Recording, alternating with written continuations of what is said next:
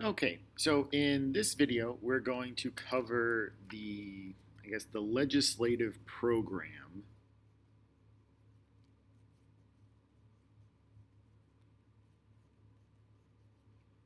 of the National Assembly. So what was the National Assembly trying to do now that it actually existed with the king's blessing? So all of this is going to take us from 1789 all the way up to when they finish writing their Constitution in 1791. So the big thing that we ended the last video with was the Declaration of the Rights of Man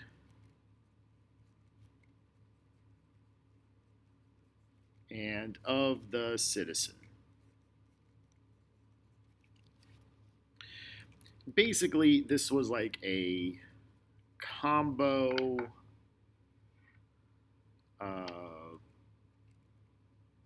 Declaration of Independence, saying that the National Assembly has a right to exist within an absolute monarchy, and it highlights the rights of citizens. Now, when we talk about citizens in this context, we're really only talking about men over 25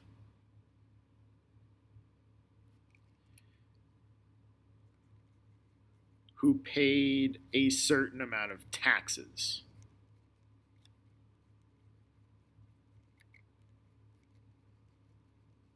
So that meant you had to own land. But this is a far sight better than the social system that they inherited, in which these people couldn't vote or do anything. So these are the people that could vote. So we're making progress. We're not really that inclusive yet, but we're making progress. So this was kind of the embodiment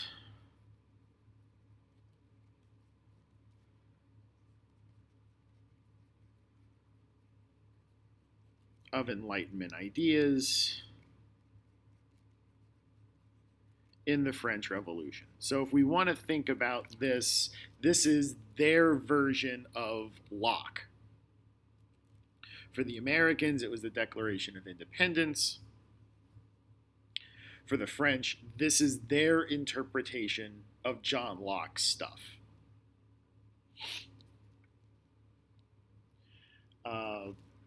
They also vote to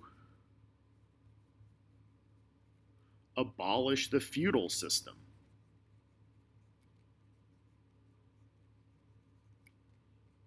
So all the feudal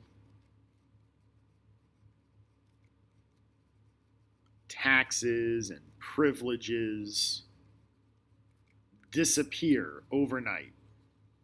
They vote to get rid of all of it. And they also vote to kind of standardize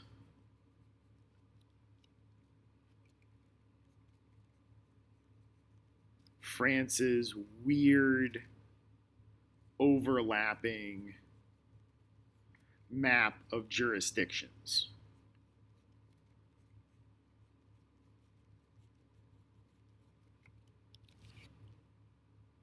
So now we're going to have an equal number or an equal size districts. So that we have equal sized districts. If you care, there are 83 of them. So instead of all of these weird overlapping tax zones and legal jurisdictions and church dominions, there's now 83 equal sized districts that all have the same rules and procedures and elections. It's all very standardized and organized, and frankly, this makes things a lot easier to understand. So, like, right off the bat, the National Assembly just pretty much wipes the slate clean and says we're starting over, making things so much easier to understand. But here's where we start to get some controversial stuff. There was very little regard for women.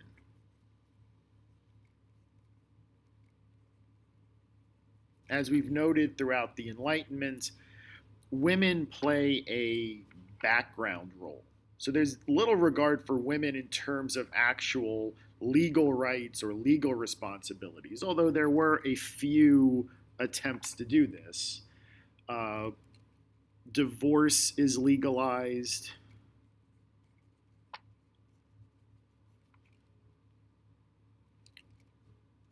Women can inherit property.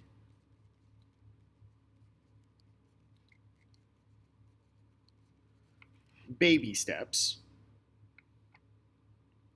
There were a few female members of the National Assembly. Most important, and I think we mentioned her when we were talking about Mary Wollstonecraft, Olympe de Gouges,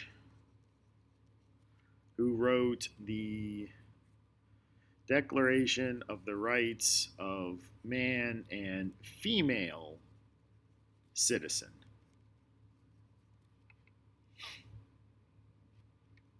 It was pretty much ignored. But we are making a few steps towards a more egalitarian society.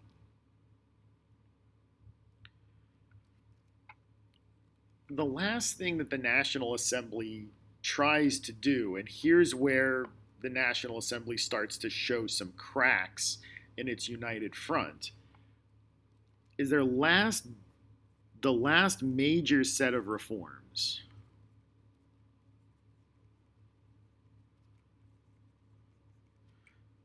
dealt with the church.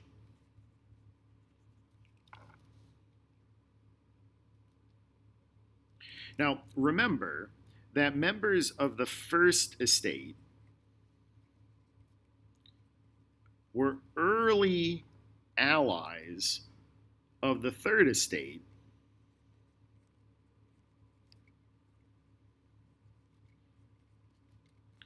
because they had a lot of the same interests.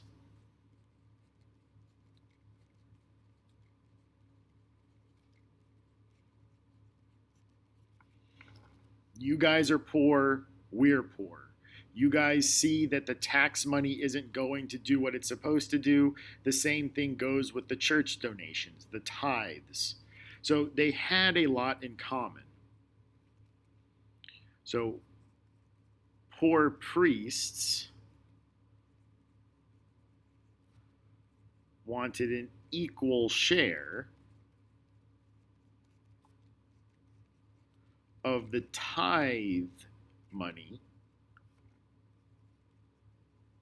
That's basically your donation to the church.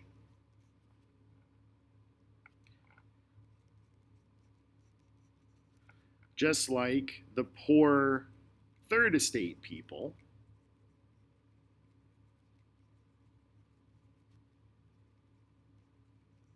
wanted the tax money to help them.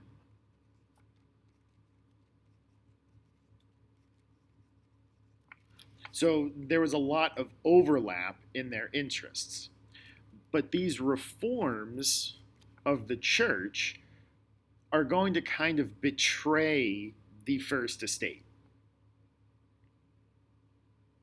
So first, or I guess all of this kind of falls under this category of this thing called the Civil Constitution of the clergy, the civil constitution of the clergy.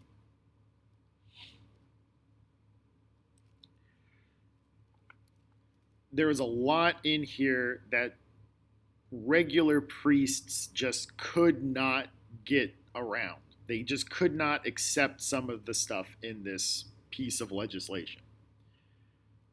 It said that priests and bishops were to be elected, not appointed.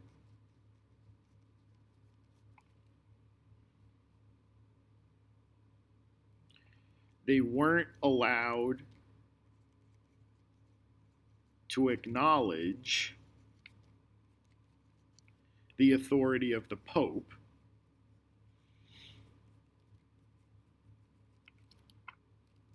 And they would be paid a state salary. They would essentially become government employees.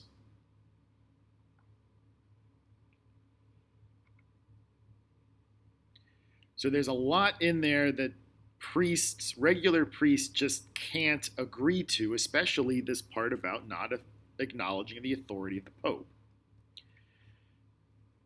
But here was the thing that made everybody in the clergy really, really upset. It also confiscated all the church property.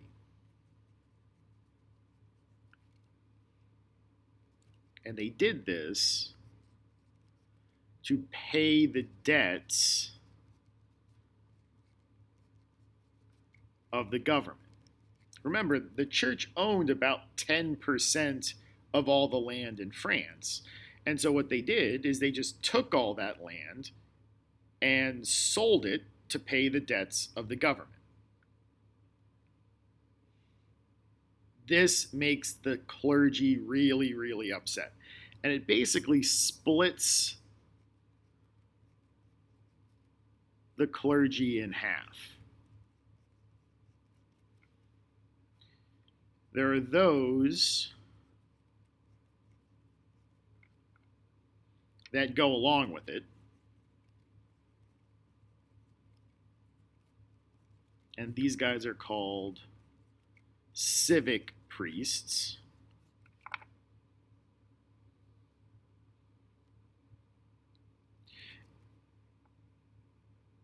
And then there were those that refused.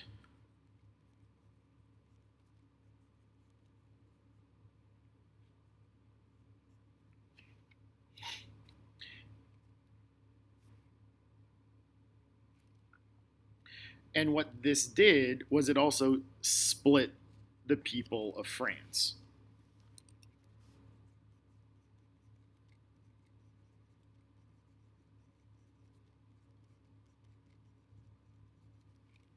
Because now the people of France are forced to make a decision. Do we support the revolution, or do we support our faith? And that is not a good position to put everybody into. And what's eventually going to happen is, if you don't support the revolution, you will be seen as against the revolution.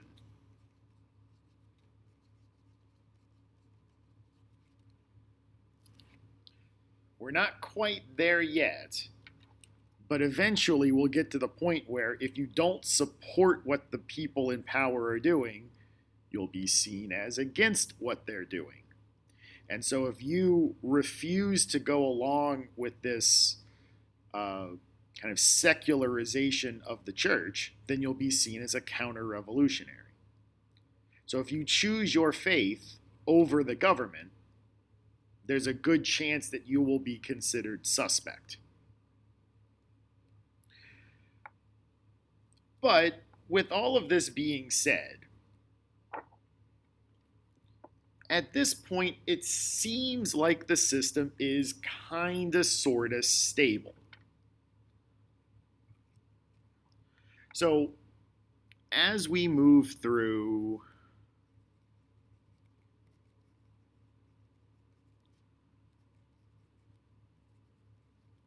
the end of 1789 into 1790 and then into 1791, things kind of settle down. Because it certainly seems at this point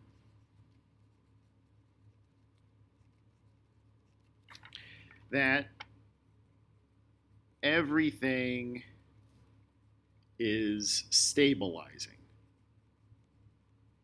Yes, there are some priests who don't like what's going on, but things are kind of stable. The Constitution is being written.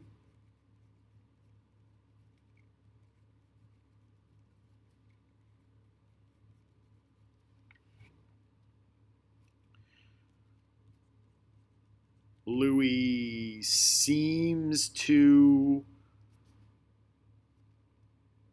acknowledge his position.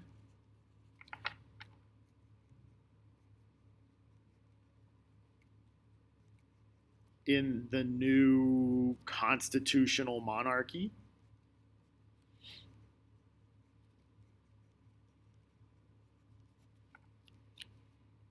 And it seems like France is turning into a constitutional monarchy. Yes, there are still details to work out.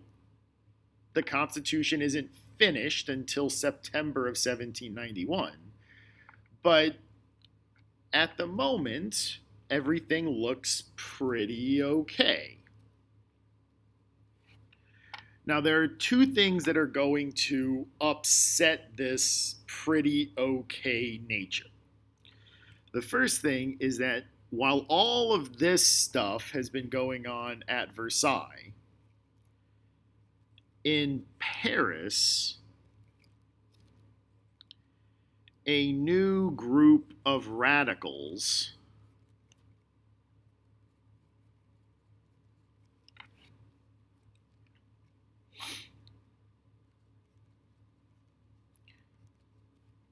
starts to, I guess, whip the regular people, the poor people, into a frenzy. So the guy that we need to pay, well, there are two guys that we need to pay attention to. One of these guys is named Georges Danton. He's the leader of this group of radicals. And this other guy is named JeanPaul Mara. JeanPaul Mara basically invented the daily newspaper because he published so many things in his newspaper called The Friend of the People.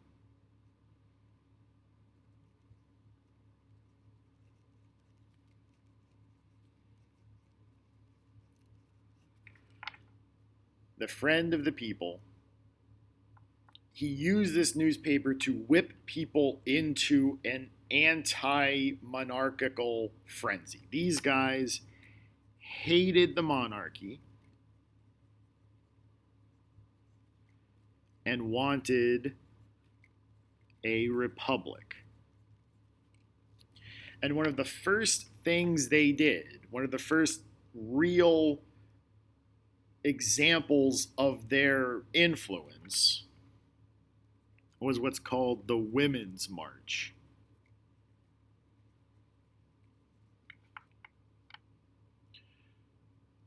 So this happens in October of 1790. I think 1790. Basically, a group of poor, hungry women march to Versailles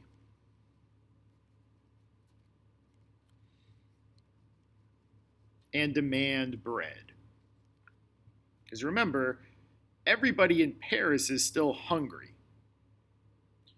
So these women march to Versailles and they demand bread. We know there's bread in there, give it to us. Eventually, they storm the palace and force Louis and his family to move to Paris, where they have another palace that they live in while they're in Paris. And he also gives them all the bread.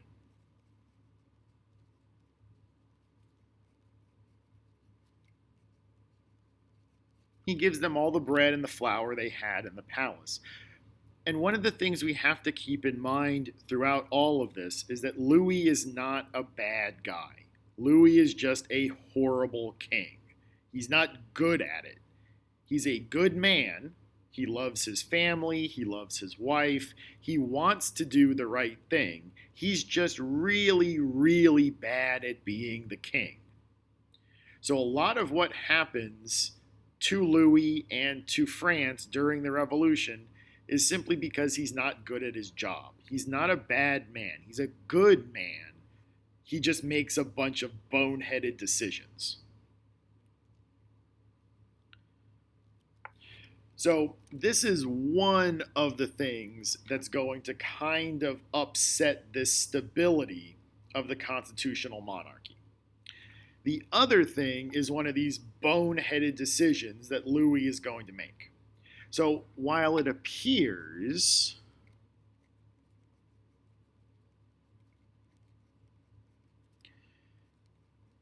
that Louis is okay with his new position as a constitutional monarch,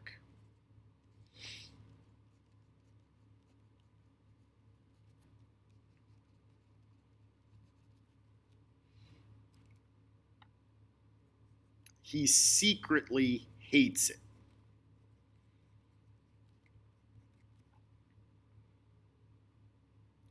And so in June, the night of June 20th into the 21st of 1791, Louis and his family try to flee France. And they're going to try to get to the Austrian Netherlands. So the Austrian Netherlands is just north of France. Remember, this is modern Belgium. That's where they're trying to get to. So they're trying to get to the Austrian Netherlands, which is just north of France. And the plan is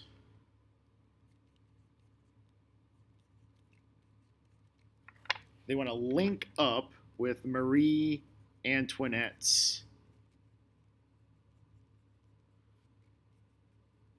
brother, who at the time is the Holy Roman Emperor,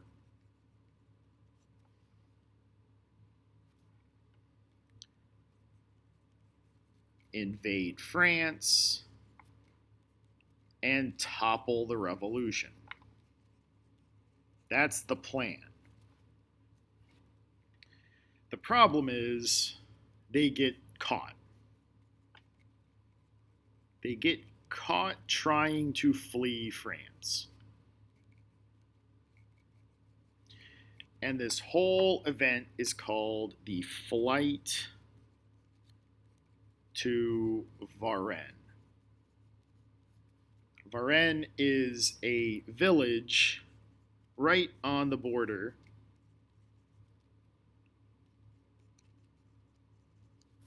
in France, on the French side of the border. That's as far as they got to.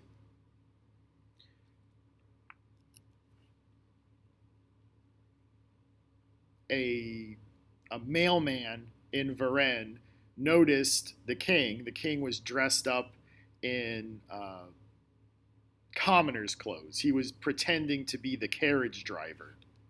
And the king had a very big nose. And the mailman in Varennes noticed that this mailman had a really big nose and he looked kind of familiar and stopped them. And it turned out that everybody knew what the king looked like because the king's picture was on all the money. And so he just compared a bill to this carriage driver, and turned out it was the king. So at this point, the king and the queen are put under, I guess, arrest and brought back to France, or brought back to Paris, where they kind of live under house arrest for the rest of their lives.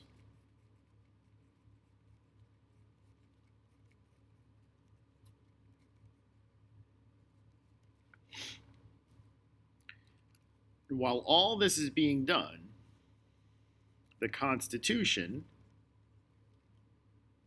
is finished in September of 1791. And once the Constitution is finished, now they have to figure out what to do with Louis.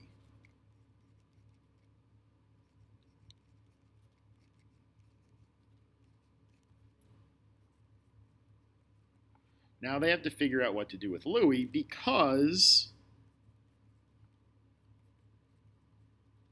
it can certainly be argued now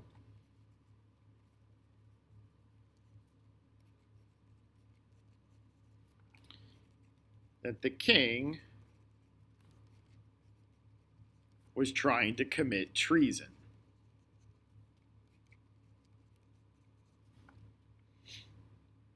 So we'll pick this story back up right here with what the new legislative assembly, now that they've got the Constitution written, the National Assembly becomes the Legislative Assembly. We'll see what the Legislative Assembly decides to do with Louis. Spoiler alert, it's not going to be pretty. But until then, this is Mr. Nissen signing off.